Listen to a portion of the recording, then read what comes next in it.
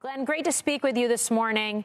Does that sound about right to you, that we're going to see another strong year in terms of home price gains here in the U.S.?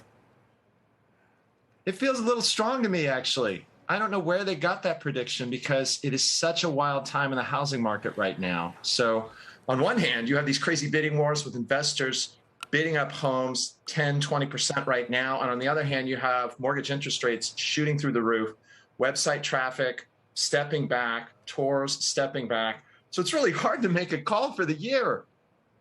Wow. Okay, so when you see that step back, do you see that as a sign of rising rates and the fact that affordability has sort of jumped through the roof and many first-time home buyers and other types of home buyers have been priced out of this market, or is it something else? No, it's exactly that. So if you look at the average mortgage payment over the past year, it's up a whopping 23%. So to increase that much in 12 months, it's just crazy.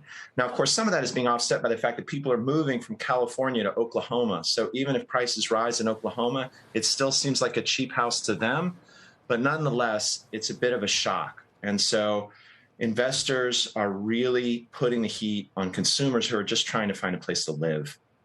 So as we have these conversations about affordability, about inventory shortages, about inflation, does it feel, and a Fed tightening in the midst of all of this, does it feel to you like housing is poised to take a leg lower? I think that's too strong, too. It feels to me like prices will stay fairly strong. They're not going up 10%, in my opinion. Maybe they'll go up 5%, but I don't think they'll actually take a step down. You're going to see a slight increase in foreclosures because the moratorium has been lifted, but that is off ridiculously low levels. Most people are not over their skis. We're not going to see a bunch of distressed inventory hit the market. So I still think we'll be supply constrained, at least through the first half of the year. So, Glenn, it's David. Then what are the metrics? What are the things you keep the closest eye on that might change your opinion in terms of what we can expect for the rest of the year?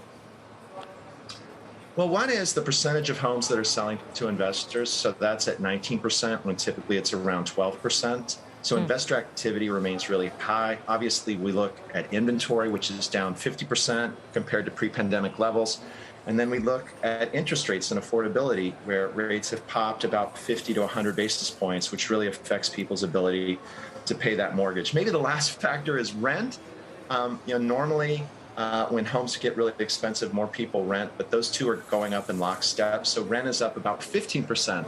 And so you've got this conundrum that there's nowhere for people to live. And that means that the for sale market is probably still going to be strong. I'm just one step not as strong as, I think, Bank of America, whoever you quoted at the beginning of the segment.